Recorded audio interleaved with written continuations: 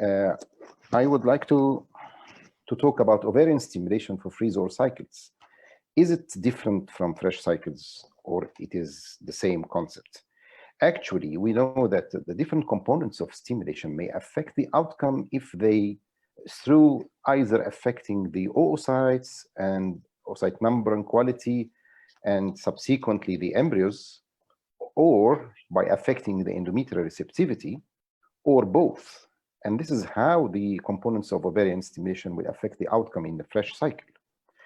So long we are talking now about freeze-all, we are segmenting the cycle. So the cycle of stimulation is done first, and the embryos are frozen, and then they are transferred later in fed cycles. And that's why the effects of the components of stimulation will affect embryo freeze-all cycles only if the effect is through the oocytes and the embryo quality.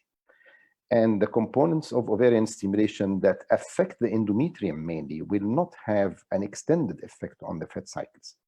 And that's why we have to differentiate between the different components of ovarian stimulation and how do they affect the outcome in order to understand how ovarian stimulation will be different in freeze-all cycles. So the outlines of our presentation will be: what is the optimal number of oocytes, and is pretreatment required by pills, progesterone, estrogen, or antagonist when you stimulate for freeze-all? And what is the preferred timing of start of stimulation, and which gonadotropin to use? Should we use LH activity or not? Which gonadotropin dose should you use? Is the dose different from the fresh cycle? And which pituitary suppression regimen, agonist, antagonist, progesterone primed, which is the best?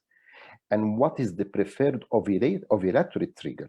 Do we have the same criteria for induction of final oocyte maturation as the fresh, or we may have some more flexibility in the freeze-all protocols when we do freeze-all? And what are the criteria for ovulation triggering? And what is the preferred ovulatory trigger? Should we use HCG as usual, or we can use agonist trigger, or both of them? And the last two points will be about, is there any consequences of sustained supraphysiologic E2 level on the outcome of FET? And is there an effect of the rise in late follicular progesterone on the outcome of FET or not? As we know, elective embryo freezing is done for a variety of clinical indications, such as PGT-A, PGT-M, and fertility preservation. In these situations, you know that you are going to do freeze-all. And so this is pre-planned from the beginning, and you know that you are going to stimulate for freeze-all.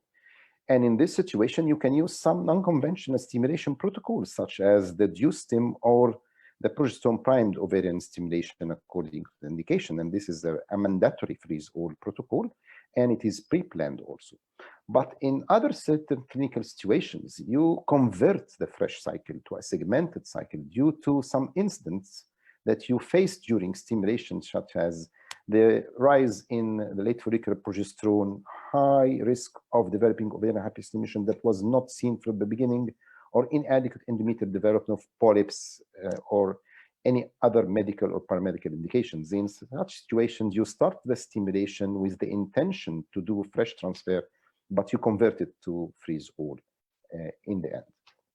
So the first item here is, what is the optimal number of oocytes? In studies examining the outcome of fresh cycle in IVF, we know that the live birth rate plateaus or even declines after we get 15 or 20 oocytes. And this effect is due to an effect on the endometrial receptivity. Of course, there is a balance between efficacy and safety, and we have to be aware that ovarian hyperstimulation will be higher if you get more oocytes. So a good balance is to target 10 to 15 oocytes for the fresh cycle. However, we are all aware of the Sunkara's eminent research study, which found that the live birth rate for the fresh cycle reached the maximum at 15 oocytes and plateaus after that or even declines. But for freeze-all cycles, there are many retrospective cohort studies examining this item. Of course, we agree that in freeze-all cycles, we have to talk about cumulative live birth rate, which is the proper outcome measure. And the target number of oocytes can be increased, while the risk of ovarian hyperstimulation can almost be eliminated by agonist trigger. And the cumulative live birth rate positively correlates with the number of oocytes, and there is no plateau. It rises as long as you increase the number of oocytes, but the optimal number of oocytes also depends on the number of live births that the couples desire. Actually, we have no RCTs examining the optimal number of oocytes in the freeze-all cycles. As we know, the optimal number of oocytes is not exactly the same in every patient, and it differs according to age. And we need more oocytes in older patients, and we need more oocytes in patients wishing to have 2 children or 3 children than if they only need 1 child from 1 cycle with frozen embryos. Of course, it was an old belief that if you increase the number of oocytes, you will have a decrease in the quality of the oocytes. But it is now evident that with the increase in the number of oocytes, the quality of the oocytes does not increase, and ongoing pregnancy rate and the cumulative pregnancy rate actually increases. However, the number of oocytes is not without limits. There are disadvantages of very large cohorts of follicles because the patient will experience severe pain after retrieval, and high estradiol level may increase the risk of thromboembolic events, although this is very rare. And we may have more breeding risks if we have more than 30 oocytes due to multiple punctures. The risk of ovarian torsion increases, and the catastrophe that might occur if the patient wrongly takes HCG instead of the agonist. So to conclude, the target number of oocytes should be individualized according to the age, ovarian reserve, clinical indication and situation, and number of live births targeted by the couple, and a target between 15 or 20 oocytes in freeze-all is good balance between safety and efficacy, although it is not the same for all, and it may increase even up to 30 oocytes. The second item is pretreatment with oral contraceptive pills, progestins, estrogens, and antagonists. The advantage of treatment, as we all know, is the theoretical synchronization of follicular development, a higher number of oocytes, especially in poor responders, and programming of the start and the retrieval day. However, we know that you can do pretreatment with either pills, estrogens, progestins, or even the GnRH antagonist itself. Actually, we don't have RCTs examining the effect of oral contraceptive pretreatment on freeze-all cycles. And the recent Cochrane review has shown the pills, if you use pills for pretreatment, you will have lower live birth rate and ongoing pregnancy rate in fresh ET cycles. However, this effect is actually still debated, and some claim that this can be corrected if you strictly adhere to washout periods of 5 days and use the fixed antagonist start. However, this is concerned with the fresh cycle. It's not yet clear whether the possible harmful effect of the pills is only due to the endometrial receptivity effect or it extends to oocyte competence. So pretreatment with pills in freeze-all cycles needs further research. However, the use of progestins is very common. Although there are no RCTs available to study progestin pretreatment in freeze-all cycles, yet the progestin has no effect on the live birth rate or ongoing pregnancy rate or oocyte number in antagonist protocols. Also, the pretreatment with estrogen is very common. We start in the luteal phase. Although we don't have RCTs available studying E2 pretreatment in freeze-all cycles, yet a recent meta-analysis on the fresh ET cycle has shown that E2 pretreatment yields significantly more oocytes, and it has no effect on the live birth rate or ongoing pregnancy rate in antagonist cycles. So in conclusion, the advantage of hormone pretreatment outweighs the possible drawbacks, although the evidence regarding the use of freeze-all cycles in freeze-all cycles is still lacking. We recommend that you should use pretreatment to synchronize the follicles and to program the cycle. The second item is the preferred time of start of stimulation. As long as no fresh embryo transfer is intended, we can start any time through the menstrual cycle. And as we all know that we have 2 to 3 waves of anterofollicle development in the same menstrual cycle, this allows the emergence of new concepts of ovarian stimulation, but these concepts mandate freeze-all. First is the random start, in which you start stimulation anytime in the menstrual cycle, or a double stimulation, in which you have 2 components of stimulation, one in the follicular phase and the other in the luteal phase, in order to hurry up with the collection of the eggs in certain situations. Luteal phase stimulation or random start stimulation, there are no RCTs on the luteal phase stimulation versus follicular stimulation, and the meta-analysis has shown that luteal phase stimulation takes a longer time, more gonadotropins, but there is no difference in the number of the oocytes, and there is no difference in the pregnancy rates and live birth rates. Similarly, random start ovarian stimulation compared to follicular ovarian stimulation shows longer stimulation and higher total dose of gonadotropins and similar number of oocytes. And we are all aware of the Ubaldi's famous work on PGTA in poor prognosis patients using DuStim, and he got similar number of oocytes and biopsied blastocysts in the follicular and the luteal components with similar euploidy rates. And the luteal component significantly increased the final number of transferable blastocysts. Others have shown that luteal phase stimulation yields higher number of oocytes with comparable euploidy rates. So in conclusion, early follicular ovarian stimulation is the recommended approach up till now. Luteal phase stimulation or random start ovarian stimulation have similar outcomes to early follicular start. Random start and DuStim are indicated particularly in oncofertility and embryo accumulation in poor prognosis patients, respectively, and RCTs are needed to adequately study the random start protocol. The next item, which gonadotropin to use. There has always been a constant debate about the need to add LH activity, whether REC-LH, HMG, or low-dose HG, to ovarian stimulation normogonadotropic patients. Data about the need to add LH activity to ovarian stimulation in freeze-all cycles is lacking. Conflicting results were obtained from RCTs. One RCT showed the benefit, while another said it is only beneficial in long protocols with oversuppressed LH, while the third study said there is no benefit of adding LH. So in conclusion, there is insufficient data on the type of gonadotropin that should be used in freeze-all cycles. Ovarian stimulation in freeze-all cycles should be individualized depending on availability, convenience, and cost. So you can use whatever product you like to use. The second item is which gonadotropin dose to use. What is the dose? If you wanted to decide the dose, you have first to put the target of the number of oocytes. And you put the target of the number of oocytes as we explained in the first point, and then you check the patient's response category, whether she is a poor responder, normal responder, or high responder, according, of course, to the standards, AMH, AFC, previous response, age, and BMI. Then the dose of gonadotropin is then determined trying to achieve the desired number of oocytes. For poor responders, of course, the maximum dose is 300 international units per day, because if you go beyond this, you will have no more oocytes. It was really feared that high FSH doses are associated with lower live birth rate in the fresh, but not the subsequent fed cycle, pointing to a detrimental effect on the endometrium in the fresh cycle, not on the embryo quality or oocyte quality.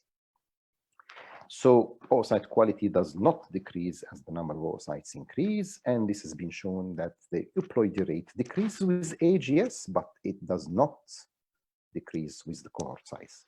And for different age groups, the percent of euploid embryos are the same. They are low and still low, whatever the number of embryos in the high age group, and the same in the low age group.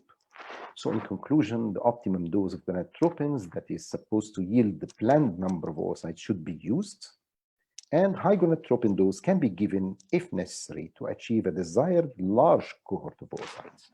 So there is a tendency to give a slightly larger dose for freeze-all cycles without a fear of developing ovarian hyperstimulation, because you need to freeze all the desired blastocysts to get all the desired live births from one stimulation cycle as much as you can. The second item is which pituitary suppression measure, agonists versus antagonists. Of course, the antagonist protocol has a similar live birth rate to long agonist protocol, with the advantage of significant lower risk of severe ovarian hyperstimulation. And there is an added advantage of agonist trigger, in which actually eliminates ovarian hyperstimulation. There are no RCTs reporting the live birth rate of cumulative live births in freeze-all cycles with respect to the regimen of pituitary suppression. However, a large meta-analysis reported similar oocyte yield, consumption, or ovarian hyperstimulation, ongoing pregnancy rate between agonist and antagonist. and a recent RCT found comparable live birth rate in fresh and comparable cumulative live birth rates. But ovarian hyperstimulation, OHSS was significantly lower in the antagonist protocol. On the other hand, progesterone primed ovarian stimulation, the oral progestins prevent premature LH surge during ovarian stimulation. Freeze all is mandatory in PPOS. It is cost effective if you intend to do freeze all from the start, because if you don't intend to do, you will add the cost of freezing, of course. And progesterone primed ovarian stimulation, you can use either medroxyprogesterone acetate, dydrogesterone, or micronized natural progesterone, whatever the type of progesterone you use, all will be effective. And it is known that progesterone primed ovarian stimulation may have higher gonadotropin consumption, but it does not affect the oocyte yield or embryo quality. However, there are still few retrospective studies that showed that PPOS may impair oocyte and embryo quality, but these are of low quality evidence. So in conclusion, antagonist protocol is the protocol of choice in freeze-all cycles. Antagonist protocols result in comparable outcomes as agonist protocols in freeze-all cycles. And antagonists are more patient-friendly, have a lower risk of ovarian hyperstimulation, and have the advantage of possible use of agonist trigger, which is very important in the elimination of ovarian hyperstimulation. Still, progesterone primed ovarian stimulation needs further evaluation. What is the preferred ovulatory trigger? Antagonist protocol with agonist trigger is very suitable for freeze-all cycles due elimination of the risk of ovarian hyperstimulation. If we compare agonist trigger versus HCG trigger, agonist trigger significantly reduces the pregnancy rate and live birth rate compared to HCG trigger in the fresh cycle. So agonist trigger has a disadvantage of lower pregnancy rate in the fresh cycle. And this is due to severely compromised luteal phase and not due to a lower oocyte or embryo quality. So live birth rate in fed cycles after agonist trigger are not compromised. Also, ploidy rates are not compromised. Although we may have very, very rare cases of severe ovarian hyperstimulation with agonist trigger, these are extremely rare, and you should not build your decisions on this. Agonist trigger actually improves oocyte competence and quality and decreases adnexal torsion, and this is another advantage. An agonist trigger may, in some cases, result in reduced oocyte recovery or maturity, and you have to be aware of this, like cases with hypothermic dysfunction or previous prolonged oral contraceptive pill intake.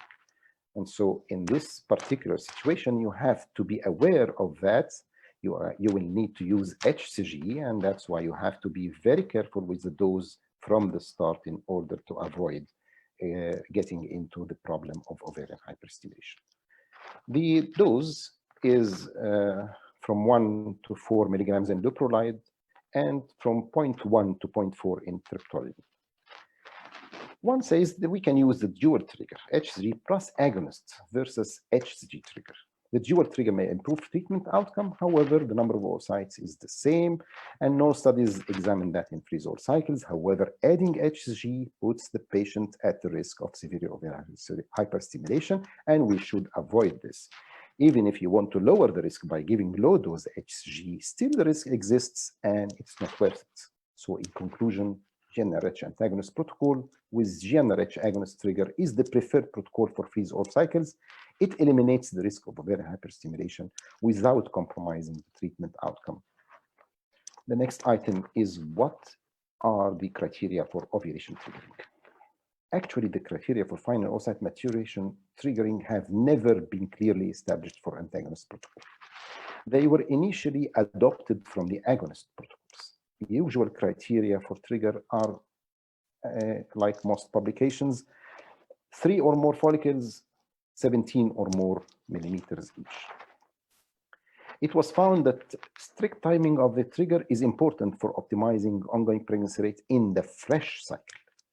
The famous study by Kolibianakis has said that if you extend the follicular phase 1 more day, there is no effect on outcome after you reach the criteria, but if you increase 2 days or more, this might affect the outcome by affecting the endometrial receptivity, but not the oocyte quality. We know that larger follicles contain oocytes with better quality and cytoplasmic. We know that larger follicles contain oocytes with better quality and cytoplasmic maturation. However, prolongation of stimulation more than 2 days in antagonist protocol results in endometrial advancements that decreases the ongoing pregnancy rates in fresh cycles. So in conclusion, a moderate delay of trigger of 2 to 3 days may be allowed if you need in freeze-all cycles to obtain more mature oocytes, like when you have asynchronous follicular development. Prolongation of the follicular phase results in endometrial advancements without affecting oocyte quality, so it can be allowed in freeze-all cycles in which endometrial effects are not relevant. This concept awaits confirmation. Consequences of sustained supraphysiologic E2 levels. Supraphysiologic E2 levels may impair endometrial receptivity in fresh cycle. It's also associated with impaired trophoblastic invasion and adverse obstetric outcome, and freeze-all eliminates all these risks. And there is contradicting evidence regarding the effect of supraphysiologic levels of E2 on oocyte and embryo quality. Many studies saying there is an effect or there is no effect. However, several retrospective studies compared the outcome of FET cycles according to E2 level, and the pregnancy rate were similar or even higher. And this is expected because the higher the number of oocytes, the higher the good response would be, the patient will be a good responder and will have a better prognosis. E2 monitoring.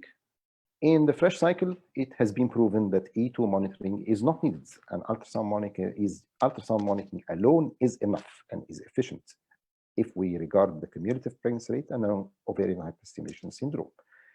And even in oocyte donor cycles, the same was found. Ultrasound monitoring alone is enough. And the high E2 level do not have no adverse effect on the FET cycle. And thromboembolic risks are very rare. So in conclusion, there is low quality evidence suggesting that high E2 level during ovarian stimulation do not impair oocyte and embryo quality and subsequent FET outcomes, but still there are no good quality studies reporting the cumulative life birth rate. Until all safety issues are resolved, still we have to abide to ultrasound plus E2 plus progesterone monitoring as a standard way of monitoring until we resolve these safety issues. Progesterone. Consequences of late follicular progesterone rise. Progesterone elevated on HCG day decreases the live birth rate in fresh cycles. It is due to impaired endometrial receptivity, and thus this does not affect the freeze-all cycles. And some retrospective studies have shown that progesterone may actually affect the oocyte and embryo quality. However, on the other hand, other studies have shown that the euploidy rate are not affected. And that's why this issue of the effect of progesterone on embryo quality or oocyte quality is still controversial. So in conclusion, late follicular progesterone elevation impairs endometrial receptivity, but has no detrimental effect on embryo implantation in the subsequent FET in freeze-all cycles. Low quality evidence suggests an effect on oocyte and embryo quality and on the efficacy of freeze-all policy in this regard. Further research is needed to clarify these points. So the final recommendations are: oocyte number, get high oocyte yield because this will result in higher cumulative live birth rate. Oral contraceptive pill pretreatment is allowed for synchronization and scheduling. Timing of initiation of ovarian stimulation, although you can use luteal phase stimulation or random start stimulation because they have the same results as the conventional follicular stimulation, yet you have to start the conventional follicular stimulation when this is feasible. The type of gonadotropin, there is no high-quality study addressing the issue of type of gonadotropin preparations that should be used in freeze-all cycles. The choice depends on cost, availability, and convenience. The dose should be individualized to achieve the target number of oocytes, and no evidence of adverse effect of high dose on oocyte or embryo quality, and the maximum dose 300 international units. Pituitary suppression regimen, agonist versus antagonist. Of course, GnRH antagonist with agonist trigger is the preferred regimen from the efficacy, safety, and convenience point of view. Progesterone-primed ovarian stimulation has a role, but should be further investigated. Ovulatory triggering Agonist versus HCG. Agonist is recommended. Agonist trigger is recommended due to high safety and efficacy. Dual triggering, no high quality studies address this issue of dual triggering in phase or cycles, so it is better avoided. The criteria of triggering, although there are no high quality studies, the best estimate is that a moderate delay of 2 to 3 days might result in retrieval of an increased number of mature oocytes.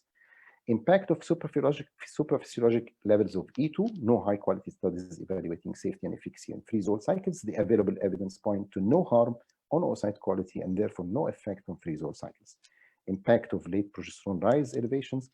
Good quality studies suggest that progesterone elevation does not impair the outcome of FET. Recent low quality data suggest an adverse effect on oocyte and embryo quality and should be further studies in order to elucidate this point.